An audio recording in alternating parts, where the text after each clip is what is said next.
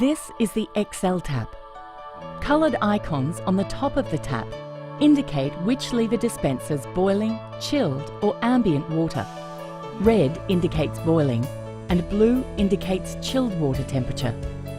The lights also show the mode the system is in, whether the safety switch is activated, and it even reminds you when the filter needs changing or the system requires maintenance.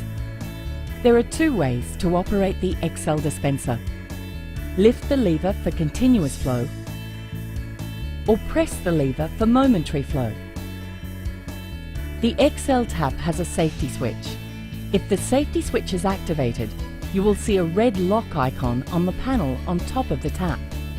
The safety switch will need to be deactivated before you can dispense boiling water.